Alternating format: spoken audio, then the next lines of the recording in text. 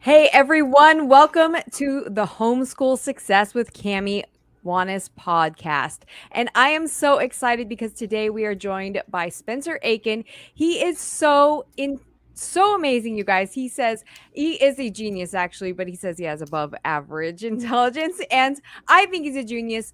I come from a long line of physical activity and physical education. My mom is a retired physical educator. She's been very involved in physical education and teaching other physical education teachers to really improve what they're doing and to really engage students in a way that is something that's going to be lifelong learning for them. And I think Spencer is this exact embodiment of this philosophy, and I absolutely love that because to me, as a former public educator and homeschool coach, you guys know I am all about instilling lifelong learning and passionate, driven people who are really excited and confident in not only in themselves, but in learning for the future. And so that's what today is all about in terms of physical education.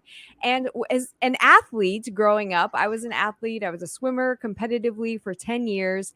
And I also played water polo, I played tennis, I played a little basketball. I did a lot of things. And what really that taught me was that I got so many skills that I would not have gotten anywhere else in terms of mental capacity, something I pass along to my son all the time, and something that I always think about and helps me achieve things in the future. But knowing that also, I had a physical education in terms of outside just physical activity.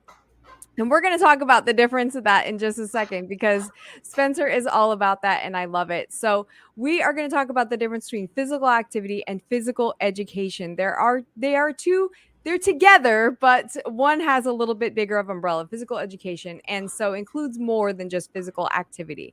And we're going to talk a lot about that today because a lot of us as homeschoolers were like, yeah, we're doing physical education, we're doing PE. I asked in our Facebook group earlier this week, what did people do to homeschool PE? And there were so many answers, from hiking to playing in the playground to sports to bounce trampoline. Maybe I think that was the thing, the trampoline areas, the rock climbing, the so many things. One thing that I didn't see though was the physical education part that is sometimes not involved in sports. Sometimes it is. It depends on what sport it is. But I think that it's so important. Obviously, growing up with a physical educator was huge, but then also knowing that throughout my own educational career as a teacher, physical education has really taken a back seat. Although in the last few years, I feel like we've really it's kind of coming back a little bit. And it was eliminated completely in California in elementary schools virtually across the board for a long period of time, which is hugely tragic. And then it came back a little bit, and then now it's really, really coming back with a vengeance, which I love because it's important that we get used to teaching our kids these kinds of skills when they're young, when their bodies are growing, and Spencer's gonna talk so much about that, I know. But they're learning about their bodies and how their bodies are changing, they need to relearn things. Spencer and I talked a whole bunch about that when we were chatting earlier. So just to let you know, I am super excited about this, and it's something that I want you to really think about including in your homeschool curriculum is not just physical activity, but physical education. And Spencer is the perfect person to teach us this because he is not only a physical education specialist in terms of teaching teachers and developing curriculum, but he's also been a physical trainer. He's been training trainers. He's been coaching. He's been dealing with kids and working with kids and helping kids with their physical activity individually, in person, and in virtual things too. He's developed videos. He's got this amazing academy starting. And I'm super excited to let you guys in on this super amazing secret, which is Spencer's homeschool physical education curriculum, which is going to be coming very, very soon. I'm super excited about that. So I don't know. I guess I just let the secret out of the bag. And the so Spencer, why don't you tell us a little bit about how you got into physical education and just a little bit about your background in terms of, how you've come to love working with kids and physical education in Okay. general. Well, first of all, thank you for that introduction, and I hope I live up to the hype. So, all right. A little bit of background about myself is I was very active in sports and physical education style sport play during my youth, okay, which unfortunately led to injuries. I was lucky enough to play college football.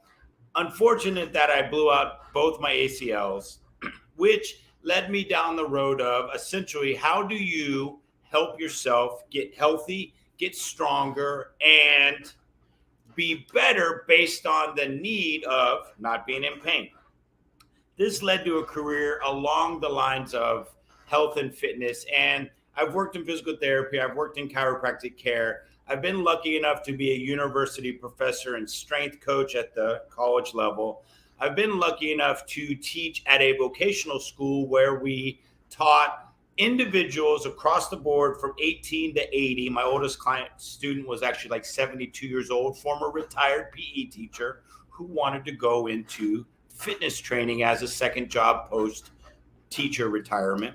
So we taught them here's what you need to understand as far as working with others.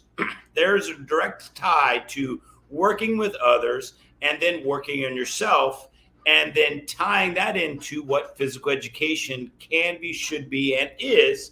And that's how are we learning the skills that keep us fit and healthy. So about 7 years ago, my sister asked me a question and said, hey, we're now moving towards a more physical activity style PE curriculum at her school in San Diego. Can you help me be more intuitive of what fitness-based PE is, which is what they were switching to?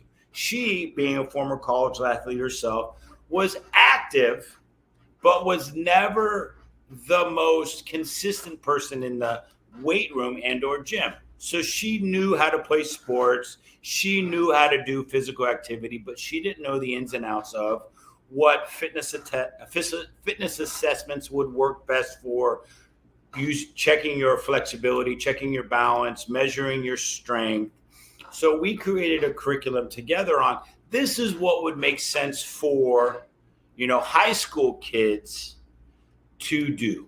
All right. This is what they need. They need to learn the basics of the movements, essentially, sort of off topic a little bit, but there's 7 basic movements that humans perform, of which a few are, we know the names because the exercises are named after them.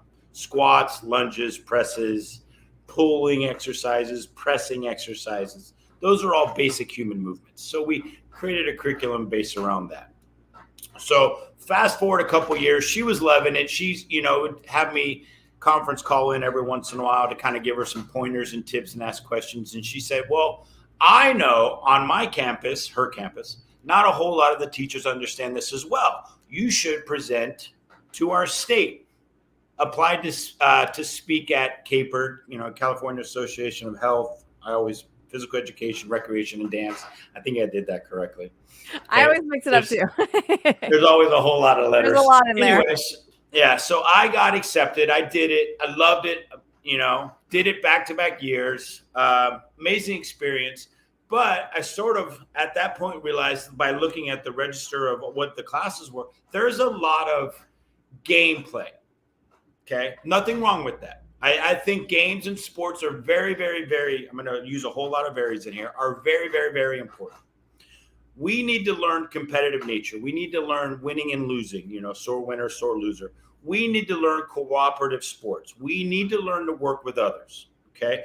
We need to learn how to react on the fly and hold it together mentally so that we're positive in the rest of our lives.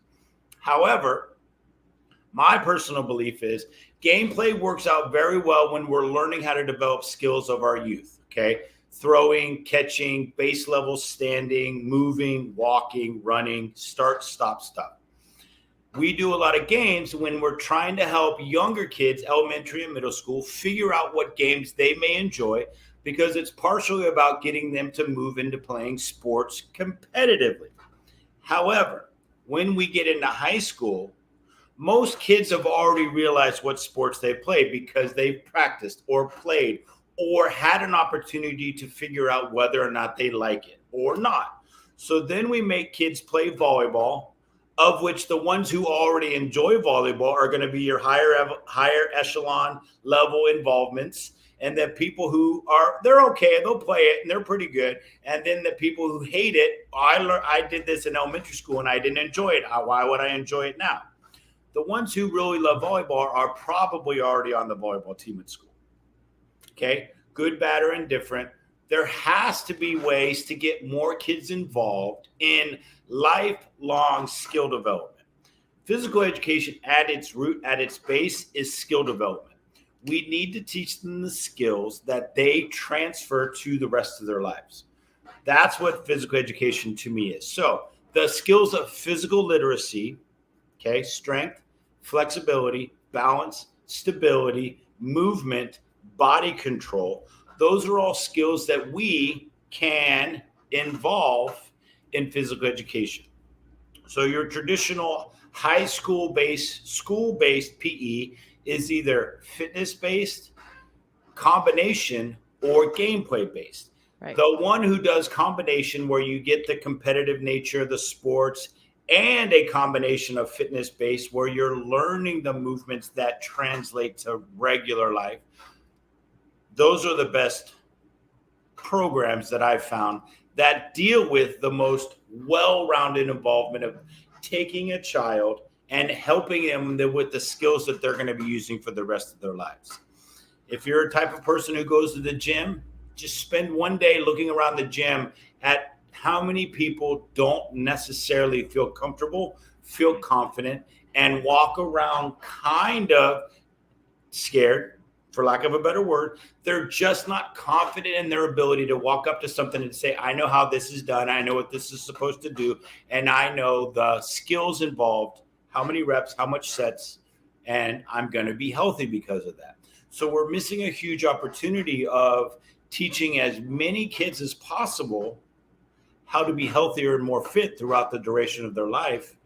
I think the numbers as far as our obesity levels sort of speak to that. We don't do a good enough job teaching proper eating because we scare kids with fad diets who then become adults who are afraid to eat bread because they're going to gain 20 pounds from 2 slices of bread from their sandwich. It doesn't work like that. But we just give them the scare tactics teaching style of don't do this, don't do this, don't do that. Then we involve a lot of the Instagram, social media bullet points, scare tactics to sell products. We can do better. So the fitness industry in and of itself can do better, but they're not necessarily designed to do better. They're designed to make themselves money. That's why we have a supplement industry. It's there to make money. So to end all that one tangent, how did I get into physical education? I got into physical education because I personally was working mostly with adults who had 2 typical complaints. I'm overweight and I have poor balance. Humans, most people, when they realize that they're pretty strong, when they believe and they have the confidence, they have strength. However, I would say across the board, everyone says, I want to lose or I want to change some body part. Everyone has a body part that they're not happy with. Okay, we can do that. And then they always say, I have bad balance. Okay, well, balance leads to injury prevention, so that when you're 65 and you sort of misstep and you catch yourself, you don't fall to the floor where you are likely to injure yourself small time or big time by fracturing your hip. So they're already strong for the most part, because when you're physically active, you'll have that strength. We can definitely improve that, which lasts with you a lifetime. Okay, so teach them young to be strong. They'll keep some of that strength forever. They'll keep increased bone density forever. Might go down a little bit, but you'll always have some there. We teach them more better practices for improving and developing balance. they'll have some of that forever. And then we teach them that, or let them have the time to learn, practice, and master. So then they have the confidence. I can go do whatever. I can walk into a gym. I can go for a hike. I can go play a sport because I know how to control my body. Those things are key. Those improve overall lifestyle. Those improve overall enjoyment of life. When you're happy in your skin and you're happy with who you are and you have the confidence to do things, you will enjoy life more because you're not afraid to try things. Because I you know love you'll at that. least have a rudimentary understanding and ability. We're scared that we're going to suck. We don't like being in front of others when we're not good at something. PE has the chance to get you very good to great at many things. I love you said so much there. I feel like we could go on forever about that. And what I love, a couple of things that I love, it reminds me of when I was in college, I took a weightlifting class and I wasn't a huge weightlifter really ever, even though I was an athlete. That just wasn't part of our program. And so I took a weightlifting class and I was shocked. Of course, it was so typical. And it really made me angry because it was exactly what my mom had always said she hated about physical educators sometimes, especially at the high school level and definitely at the college level, will be coaches that are not physical educators. And they do a lot of just coaching or throwing stuff out there or whatever, Yep. doing sport. And sport is not, she always says when she teaches at her capered conferences, like, do you see sport anywhere in the standards? The word is not there. And so it's really important to teach the skills, like you were saying, of being safe and without injury, knowing how to have confidence to walk into a gym and say, you can do some skills and do some exercises that are not going to hurt you because, Yep. everybody gets really ambitious and they try to do more, whatever, look good or whatever, but they're just not doing it correctly. They end up hurting themselves. And I was so angry when I was in this class and all these kids, these college kids, were using the machines incorrectly, and they were going to hurt themselves, and I ended up Yep. going around and coaching them because that's just who I am, going around saying, "Hey, you might wanna think about doing it this way because you're gonna hurt yourself if you don't." Yeah. And that is exactly what, I can go around in any gym now and you can see all these people in there doing things, that are incorrect because or they're skittish about it, right? They Yes. look at a machine and they go, yeah, I don't really know how to use that one. I mean, I don't know what that thing's for. That's quite a contraption, right? And that's something you can really, and not to say that everybody has to walk into a gym, but just that you can go somewhere and be like, yeah, I know how to do this safely to where I'm not going to hurt myself is really key. And that's something that I try to teach my son all the time is, I was also a coach, a swim coach and a water polo coach. And so I know how to break down skills because I'm also a teacher, right? And Yep. to break down Yep. physical skills. And so he's a martial artist. I've never been a martial artist. I don't know, I don't know hardly anything about martial arts except what I've learned from his training. And he's pretty advanced. But I can see the way his teachers and his coaches are training him, and I can say, look, buddy, if you just did this one thing, it would make all the difference. What they're telling you is to do this and have a solid foundation, is to, spread your legs just a little bit more and you have this squat. Now you could really be over your toes. Now you're Yep. solid and you're not going to move. And so it's really amazing to be able to do that and to have his body awareness, because when they're kids, they don't have this body awareness. They don't know where their arms are in space, where their bodies Yep. are. And then when they start to get that, they're like, whoa, they don't even know what they're doing and they don't know what they're doing incorrectly. And so to not have that mirror in front of them, if you will, sometimes I'll even take videos of him, be like, look, this is what you Yeah. look like. Do you see the problem here? And so he's like, oh yeah, that's true. So Completely unaware. So yeah, video is actually a great analysis tool. That gyms, there's two different philosophies. Okay, so first of all, I that's just why want they to have go the on record mirrors, saying, right? yeah, you should be able to watch yourself. However, if you're just going into the gym to film yourself to post that for your social media, Right. that's a little bit toxic, let's say. But being able to evaluate your technique from looking at, that's why mirrors are so popular. But we don't necessarily get the best angles from mirrors, and we're not always in front of mirrors. But believe it or not, gyms have mirrors, not necessarily so you can check yourself out flexing, but you Or can your actually neighbor. watch yourself, see to evaluate your ability. Because small differences that we don't necessarily recognize, which is why it is important to have someone else, either a workout partner, a trainer, or a teacher in a setting of physical education class, who can evaluate and say this small change is going to make the world of difference. You probably have a goal. Most people do have a goal. It might be a wide ranging goal, but it might be a very specific goal. But we can target towards that goal with just small minor changes. It could be balance versus strength. If you bring your feet just a little bit closer together on a squat, you're going to be working your balance more. Wider base makes you get a little bit stronger naturally, meaning we have the potential to improve that skill. Most and everything that we truly are trying to do in physical education is skill development. Now, sports have skills, agility drills, catching, throwing. Okay, winning and losing is sort of a skill. Okay, fitness in the weight room or anything involved with PE should be about, for the most part, the standards. It doesn't have to be 100% all standards all the time, but developing the skills that the standards were created for, of I should be, I can, and I will be able to do these things very well. I'll be able to stand on one leg. I'll be able to look straight ahead and still be able to touch my fingers, right? So I call those skills targeting, under the umbrella of kinesthetic awareness and spatial awareness, of knowing where my body is in space at all times. Targeting is a huge skill because later in life, I'm going to be walking across the street. I'm going to get distracted by the car and turn my head. I'm going to continue walking. But because my mind has already recognized the distance, I know exactly how many steps I can take while looking this way before I have to step up and raise my foot to get up on the curb.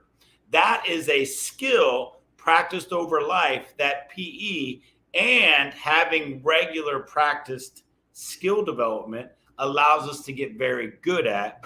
I may slightly wobble in my balance as I walk because I am distracted, but my balance practice will allow me to lose my balance, regain it quickly without necessarily falling and potentially getting run over by that car, which was running illegally through a red light, let's say. Oh my Those gosh, are all I skills we love want to work on. Yeah, I So, love that you said that because it's so important to notice the skills that we don't use necessarily all the time in sports. That's an everyday life kind of thing.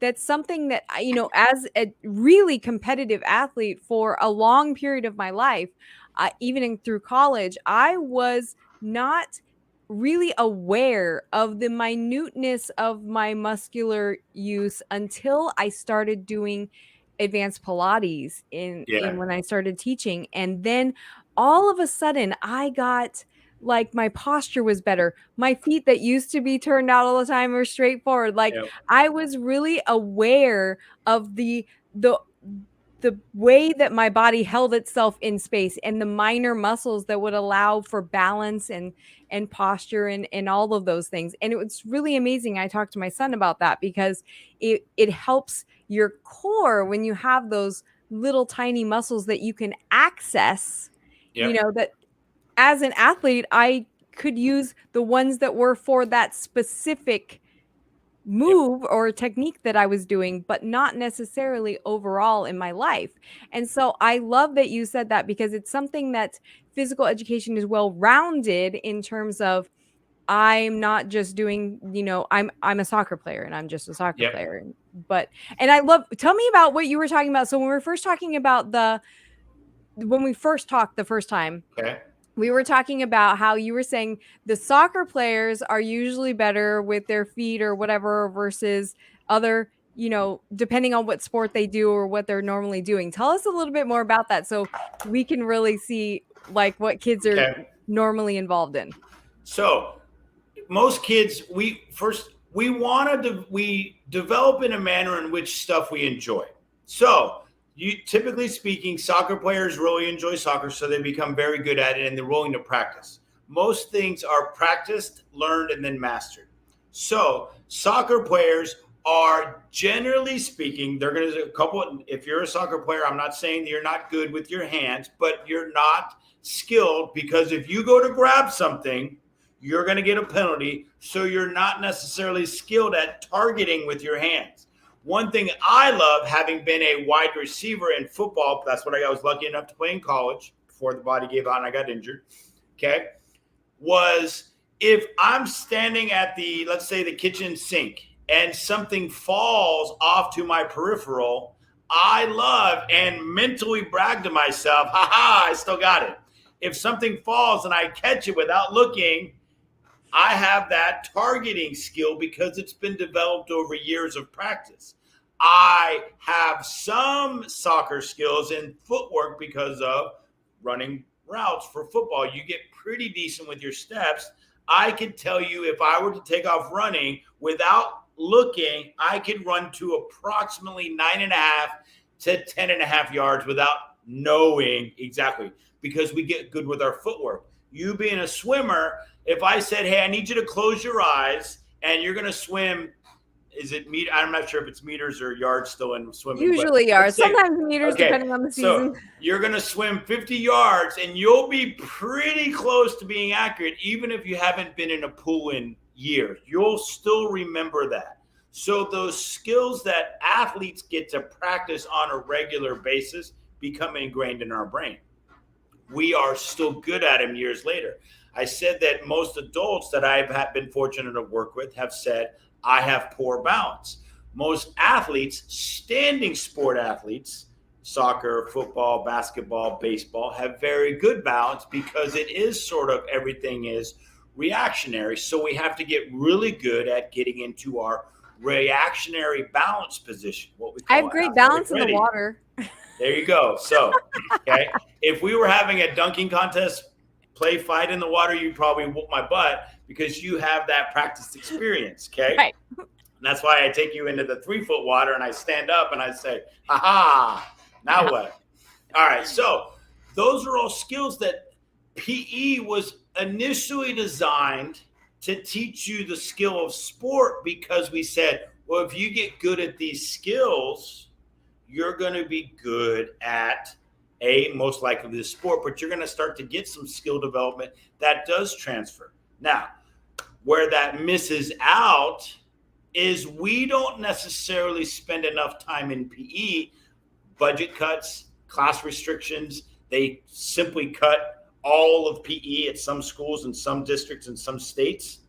So what are we doing for that now? Okay, we have a bunch of adults who never got to practice those skills because they weren't necessarily athletic in high school and didn't play sports. Nothing wrong with that. Everyone is an amazing person in their own right. What can we do to help people learn the skills of physical literacy, which sport was intended to do, or we used PE and sport with that intention, but we're missing out on learning and or getting the chance to practice so that we never get a chance to master. PE, for all its amazingness, a lot of it is, there's a huge population of people.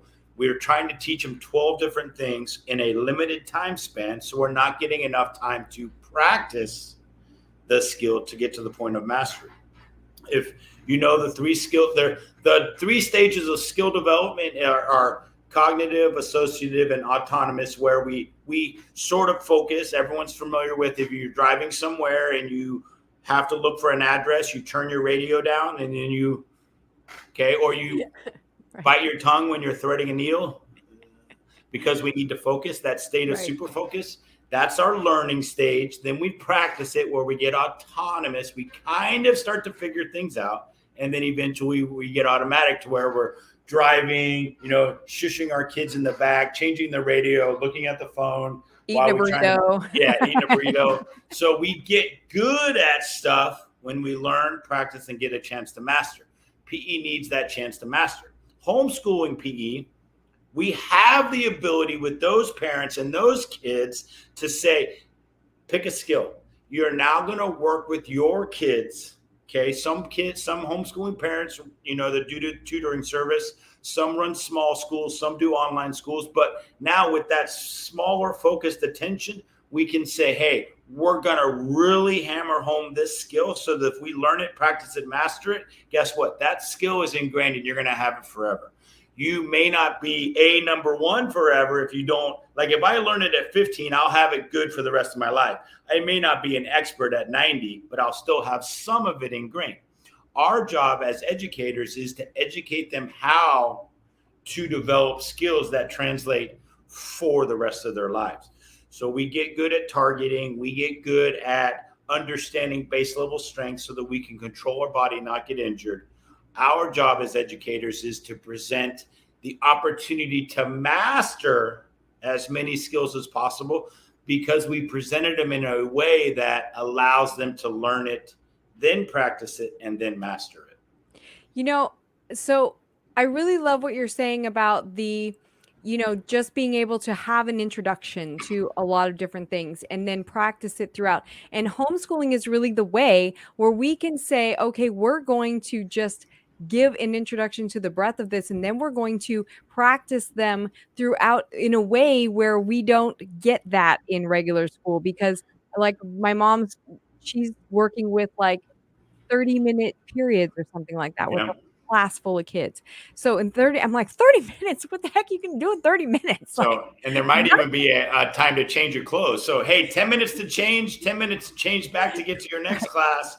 You got to get here, take attendance, teach the skill, and you got to be all done in that in 40 minutes total. And so I love how that homeschooling we can really do that. We can focus and we can really change it up for our kids and and individualize it for our unique kids, which is really what we're all about, right? Because everybody's kid is different, everybody's family is different, we have different interests, whatever. And so as we're kind of getting to the end here, I want to really make things practical. I want to just give everybody a way, like, what skills do we need to be teaching our kids specifically, and how do we do that? The most important skill that I would say is movement control. Okay. Everything that you do involved getting out of bed, walking to your car, getting to your office when you have a job in the future, kids, driving, getting to your car. I already said getting in your car, involves movement. The better we are at controlling our movements and sequencing from start to second to third to finish, the better off we are as far as being in control of our body. The act of physical literacy is being good at ourselves. Okay. So movement control is the umbrella that balance, stability, and strength fall into. If we prevent falling to the ground because our balance is good enough to catch ourselves, but the strength of those muscles to prevent falling, because the muscle has to catch eventually in order for us to stay upright. If we can prevent injuries, we're good to go. If we can be strong in everyday life, I don't know too many people who want to take groceries into the house in 3 or 4 trips. Most people brag about doing it in 1 trip. That's foundational. Grip strength, very important in most things, but the ability to carry all your stuff, all your supplies, and everything that you need to do. Activities of life that people do, gardening. Moving around mulch is not very easy. Those bags are 50 pounds and can be very hard to move. Okay. My mom, God rest her soul, would say, hey, can you move this for me? Okay. My girlfriend's grandmother, who's the same age, is an amazingly strong person and will do it herself because she's developed those skills. Now, the longer we can maintain that strength, the longer we can maintain that balance, the better we get with those things early in life. We maintain them as long as we want to keep doing them. So everything falls under movement control. That umbrella encompasses everything that physical literacy really entails. So we want to focus on our balance. We structure our PE classes with a little bit of movement warm-up. Dynamic warm-up is the technical term, so that we learn how to control our muscle contraction and our joints. Focusing on balance next, so that we get the brain to understand where those body parts are without having to look at it. Most people don't look at their feet when they walk. Okay, assuming. Big It's a good way assumption, to but fall most down. people. Yep, exactly. So learning how to control your movement through the proper balancing sequences is important. So we generally start most of our sessions second with balance because it's a skill that translates to life.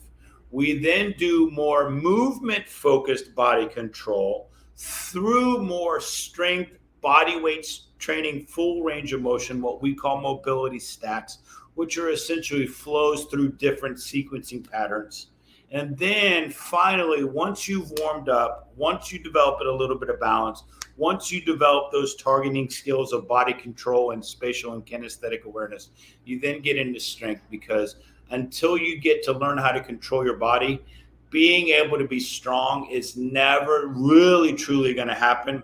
We talked about doing squats earlier. If you're positioning in your awareness for doing squats, you're building a poor foundation for that rest of that structure. That structure is eventually going to break down if the foundation is not strong. Movement control establishes that foundation forever.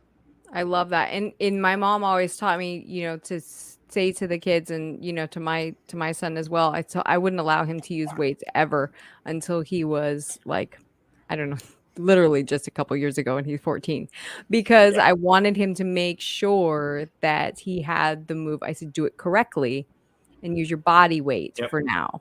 And once you learn how to do it correctly, then you can start adding on and building strength and things. So, and So he's naturally a on that skinny little note, guy. we do have one rule. If you can't do 10 solid push-ups, why are we doing bench press? Because you don't have the shoulder strength, the shoulder control, and the body control and the strength needed to be safe. So why are you, the alphabet goes in order, right? A, B, C. There's even a song associated with it. Too many people want to start at A, go to B, and then jump to H. Right. Well, you missed out on all these letters. So let's build that foundation based off of smart programming. Now, where most homeschooling parents miss out on is they don't necessarily know the proper steps. They weren't learning it in school. They were doing gameplay when they were in school. Right. And there's absolutely nothing wrong with free play physical activity. It's amazing. However, for the most part, physical activity is recess. I am a 1000% believer that kids need to be able to be creative, create their own games, and just let their own mind wander, so that they're getting social interactions in a reactionary way, to where you're creating free conversation, not planned or structured conversation. But physical education is not just physical activity. Physical education is learning the skills that apply to your physical activity. But a lot of parents think, oh, well, if we just have some recess, right, we're going to be physically educated. That's not necessarily how it works. Recess is great and should be included.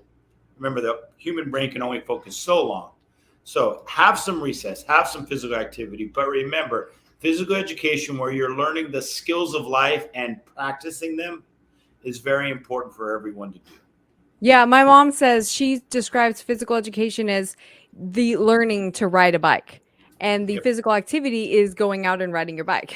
And so there's a big difference between the two. And I love how you say physical literacy, because it is another language. It's something that we need to really intentionally treat as an education and treat as part Yep. of our curriculum. And it's really about body awareness. And so we're not just educating and working that brain muscle, but we're also working our body in terms of working together with the brain, right? And oh my gosh, we could Absolutely. talk forever about that. I know you could, because we have before. Right. But I want to, before we go, share how you are serving homeschool communities and how they can connect with you and their family, because I know that you do in-person classes, and I know that you are working on getting homeschool curriculum together as far as Yep. in-person and video. So tell me about Stronger Together Education Academy and how we can access that, or when can we start to see that happening? Easiest way to get a hold of us is through our website, homeschoolingpe.com. We are three ways that we love to help people. We love helping parents understand the skills that they create for their kids. So we do parent curriculum, where we teach the parents the skills for that. Our online platform for that is actually education.strongertogethereducation.com, where you can learn. There's essentially 10 skills that every PE kid should learn. We have a course for that. That's on that platform, which is tied into our homeschoolingpe.com platform. Parents need to understand what they're working with their kids and how they need to work with their kids. So we have parent education. We also have in-person fitness training where we have kids come to our studio and we work with you. We do 10 to 15 minutes of learning lessons. So we will teach you physical education skill set, the knowledge of creating your own fitness program, creating your own movement patterns, creating the own skill set of how in 20 years, I can create my own program based off of the fact that, let's say, unfortunately, I hurt my hip yesterday doing something. I know that if I do this, I stretch it in this manner, it can get better. So we teach the skills that apply directly to people's lives. Now, on top of that, we then do 45 minutes or 50 minutes of actual physical activity because, remember, everyone learns different. Some people are active, some people are read, some people are auditory, some people are verbal, some people are, watchers, whatever. So we do learning by showing, we do learning by actively involving the kids so that they get the skill, they learn the skill, hear the skill, see the skill, read the skill, and then get to actively participate in practice. So teaching the parents, letting the kids learn it. And then we also have an online program where we actually write the curriculum for you to use for your kids and say, here's what we do, through PowerPoints and lessons. We have lessons for the kids to actually learn. Here's what we need to be doing. So we try and encompass everything that a parent or a homeschooling tutor might encounter with their kids. I'm not sure how to do this. I can have my kids do this. And, this is easy to implement for my kids to be going from A to Z in the correct order and not necessarily jumping around. So is that online curriculum, is that all ready to go already, or is it still? That online curriculum is ready to go, yes. Oh, yay. That's exciting. Yeah.